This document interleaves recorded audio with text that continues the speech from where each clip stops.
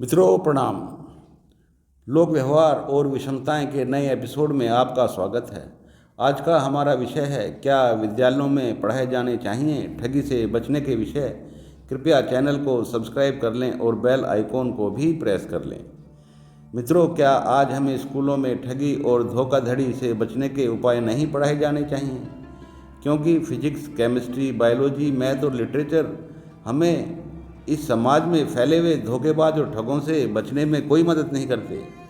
चाहे कोई कितना ही पढ़ा लिखा हो, पीएचडी ही क्यों ना हो, ठगों के जाल में फंस ही जाता है। जब आप राजनीति शास्त्र पढ़ते हैं तो लगता है कि इससे महान विषय कोई नहीं है, पर जब आप राजनीतिज्ञों से मिलते हैं तो लगता है कि इनसे बड़ा धोखेबाज कोई नहीं है। इसलिए राजनीतिक शास्त्र का विषय भी एक प्रकार से धोखे से ही भरा हुआ है। होता कुछ है और दिखाई कुछ और देता है।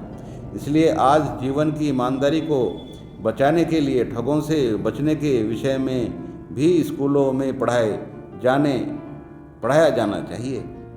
क्योंकि नकली लोग और नकली समाज से आप कैसे बचेंगे? आज ऐसा कोई सेक्टर नहीं बचा जहां आपका झूठ और धोखे से सामना ना हो। नई जिंदगी के सामने सबसे बड़ी समस्या यह है कि चालाक और बेवकूफ़ बनाने वाले लोगों से कैसे सावधान रहे। चूँकि बच्चों में तो ईमानदारी होती है, जीवन की सहजता और सरलता होती है, वह धोखाधड़ी और ठगी करने वाले समाज की कल्पना भी नहीं कर सकते। उन्हें तो अगर उनके माँ बाप भी झूठ बोलते हैं तो बहुत बुरा लगता है और उनसे वे काफ़ी इरिटेट हो जाते हैं। उन्हें समाज के तौर तरीक़ों का पता भी नहीं चलता। बच्चों की ईमानदारी को एक बहुत बड़ा खतरा हमेशा समाज में बना रहता है। लेकिन दुर्भाग्य है कि आने वाली पीढ़ियों को तो इन बेईमानों और बेवकूफ़ बनाने वालों का ही सामना करना पड़ेगा। तब इनका जीवन कैसे चलेगा? या तो बच्चे बेवकूफ़ बनाने की कला सीखेंगे, धोखा देने, झूठ बोलने में माहिर हो जाएंगे, या इनके लिए जीवन जीना तो बहुत ज़्यादा कठिन हो जाएगा। हर किसी से बात करने से पहले यह डाउट हो जाता है कि कहीं झूठ तो नहीं बोल रहा, चाहे वह दोस्त हो, चाहे वह प्रेमी प्रेमिका हो, चाहे परिवार के सदस्य हों। परंतु हर समय संदेह बना ही रहता है। झूठ हमारी ज़िंदगी में इस कदर हावी हो चुका है कि लोगों को लगता है कि झूठ के बिना अब काम चलेगा नहीं। उन्हें यह लगता है कि अगर हम झूठ नहीं बोलेंगे, पाखंड और धोखाधड़ी का सहारा नहीं लेंगे तो यह जीवन चलेगा नहीं। कोई भी व्यक्ति विकास नहीं कर पाएगा। शिक्षण संस्थाओं को ही आप ले लीजिए, वहाँ भी एडमिशन के लिए योग्यता नहीं, डोनेशन चाहिए। आजकल लोग भी उसी सर्विस और उसी सेक्टर को पसंद करते हैं जहाँ रिश्वत लेने का मौका मिलता हो। सर्विस के क्षेत्र में भी लोग अपनी पे पर निर्भर नहीं हैं, ऊपर की कमाई पर ही अधिक जोर देते हैं। उनका विश्वास ऊपर की कमाई में ही ज़्यादा होता है। तो कोई भी ऐसा क्षेत्र नहीं बचा जहाँ एक सहज और सरल व्यक्ति अपना जीवन आसानी से जी सके। चाहे धर्म का क्षेत्र हो, जहाँ हर जगह पाखंड ही मिलता है। ज़बरदस्ती लोग अपने धर्म को मनवाने में लगे हुए हैं। नहीं मानोगे तो जीवन को खतरा पैदा कर देते हैं। डर ही कुछ लोगों का धर्म को बचाए रखने का एक तरीका होता है। ज्ञान और चिंतन से तो कोई वास्ता ही नहीं। दुनिया में सबसे बड़े ठग तो राजनीति करने वाले होते हैं। ये लोग तो किसी एक दो को नहीं, पूरे के पूरे समाज और देश को ठगने में लगे रहते हैं। झूठ और पाखंड की पराकाष्ठा इनमें कूट कूट कर भरी होती है और इतने निर्लज्ज होते हैं कि एक झूठ को 100 बार बोलकर भी उसे सच ही कहेंगे। दुनिया का सबसे बड़ा पाखंड राजनीति के क्षेत्र में ही होता है। राजनीतिक वही बने जो पूरी तरह से अपनी चेतना को समाप्त कर चुका हो, जिसमें मानवता का कोई एहसास न हो।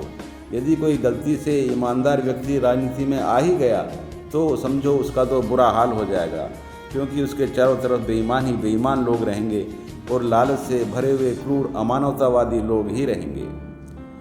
यहाँ तक कि मीडिया भी लोगों को ठगने की कोशिश ही करता है।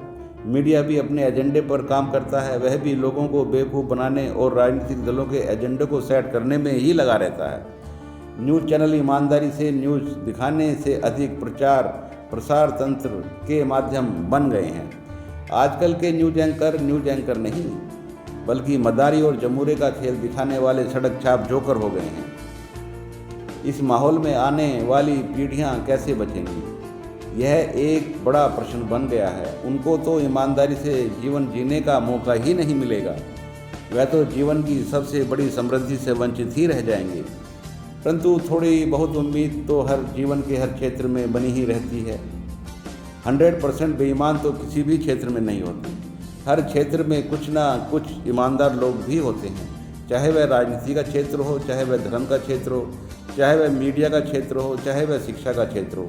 हर क्षेत्र में अच्छे और ईमानदार लोग मिल ही जाते हैं। हालांकि उनके लिए जीवन बड़ा कठिन रहता है, क्योंकि समाज और देश में तो बेईमानों का ही बोलबाला है। मित्रों, यदि आने वाली पीढ़ियों को हर क्षेत्र में ठगी का सामना ही करना पड़ेगा तो क्यों ना विद्यालयों में ठगी से बचने के विषय में पढ़ाया जाए, क्योंकि प्रैक्टिकल लाइफ में तो ठगों और धोखा देने वालों से ही सामना करना पड़ेगा। इसलिए मेरा तो यह मानना है कि ठगों से सावधान करने के लिए, धोखाधड़ी से बचने के लिए स्कूलों और विद्यालयों में विषय के तौर पर झूठ और धोखे से बचने के विषय पढ़ाए जाने चाहिए, जिससे आने वाले जीवन की सहजता और सरलता को बचाया जा सके। धन्यवाद।